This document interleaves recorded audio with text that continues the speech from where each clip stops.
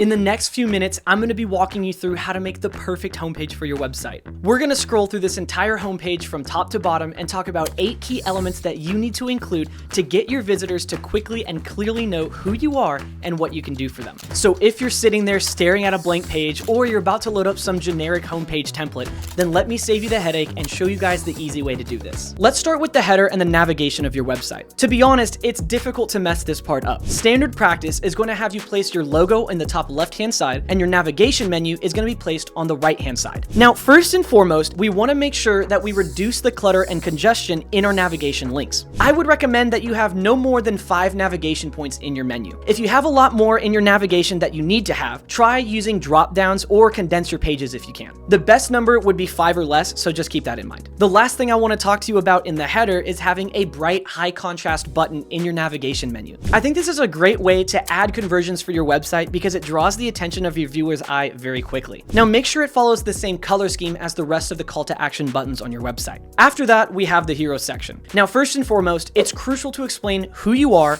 what you do, and why that's important within the first 10 or 15 seconds of someone viewing your website. According to the Nielsen Norman Group, which is one of the world leaders in research-based user experience, the average page visit lasts less than a minute. And it's clear from the data that the first 10 seconds of the page visit are the most critical for users to decide if they're going to stay or if they're going to leave. This means the space between your header and the fold is prime and crucial real estate that you have to take every advantage of in order for your website to succeed. What I mean by the fold is the bottom of your viewport. When you first load into a website, right before you scroll, anything that's currently in view is considered your viewport. The fold is considered the bottom of your viewport. When someone says something is above the fold, that means that the object is immediately in view when the page loads. When someone says something is below the fold, that just means that it's not in view initially as the page loads. The user would have to scroll down to see this element. With that in mind, the first step to a high converting homepage is to state your value proposition prominently and clearly with large text in your hero section. Directly below the initial heading text, which is usually your H1 heading, will be your subheading text. It's standard practice to have your heading text describe the result that you want to give them, and then your subheading text will describe how you're going to give it to them. For example, a heading text might be capture all of life's incredible moments.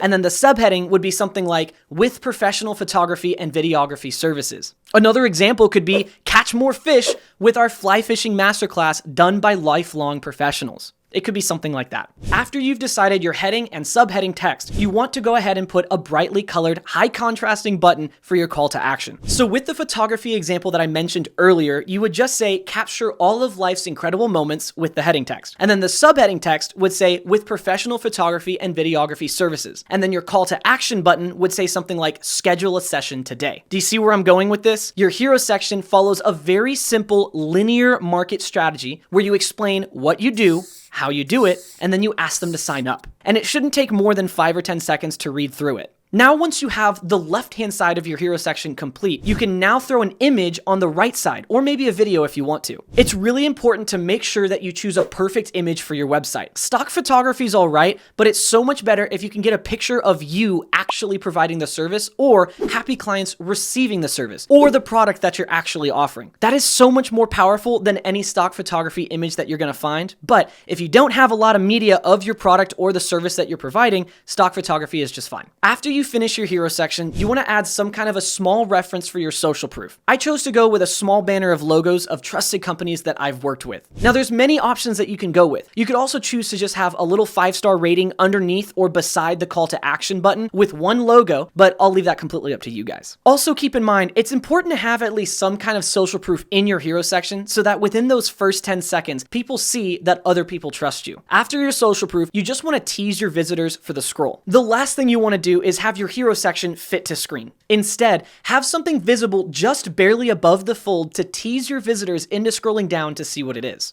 Now, Andy with Orbit Media shows that on average, 73% of homepage visitors don't see any of the content below the fold. That 73% of people don't even scroll down on your website. They'll either click on something in your main navigation or they're just going to leave your site without scrolling down at all. Now, this is very important to understand. Everything above the fold is prime real estate, and you have to capture your visitors' attention within those 10 seconds. That's a lot of pressure. And so that's That's why I'm giving you the most powerful guide on how to capitalize on this crucial area of your website. That being the case, your chances of retaining your visitors' attention go up dramatically when you tease them to scroll down by having the next object visible just barely above the fold. You'll notice here that I have the title text of the next section barely visible above the fold so that the visitor will read it and then be prompted to scroll down to see what the content is. This is a very powerful technique that every web designer should be taking advantage of. All right, so the hero section is done and it's prime converting real estate. Let's move on to the next section, which is partly visible above the fold, and that's the 3-column section. If you've ever looked through a list of website templates available, you've probably seen the same 3-column layout on almost every template that's on the internet. It's so unbelievably common, yet so powerful to display so much information so simply and succinctly right there. Now, I call it the 3-column section, but you can just call it a multi-column section because you can definitely have 3 or 4 or 5 different columns, but I really wouldn't go more than 5. It just depends on how many you want to display, as long as you keep in mind that you're also trying to keep your website spacious and easy to read. Remember, that's our motto for this video. If you put 5 columns instead of 3 and your short descriptions underneath are also quite long, you'll notice that it starts to look kind of cluttered and hard to read. So just keep your motto in mind when you're adding text and columns to this section. In this multi-column section, you want to either display benefits, services, features, or problems that you're trying to solve. Regardless of what you're displaying here, make sure that the icons match what you're saying. If you're selling a product or service, you can choose to display benefits that are the results of purchasing that service or product. If you list out your services here, then the text below could be a short description of each service. If your website is dedicated to selling one single product, then you can list off some of the features of that product. And if you choose to display problems, then the short description can just be a quick explanation of how the product fixes those problems. Now, this multi-column section is going to sound very similar to the heading and subheading of your hero section. Now, make sure to keep your short descriptions as short as possible. After you have finished your multi-column section and you've decided what you're going to display in there, you can now add an optional section as a visual aid to the product or service that you're offering. This is where I would recommend having a small video section with some text, or a call to action, or a learn more button where you can visually show them what your product or service does. It's kind of like a teaser or a trailer for your product. It's also much better for your website speed to have your video down here below the fold as opposed to in your hero section or in the background, because Google PageSpeed Insights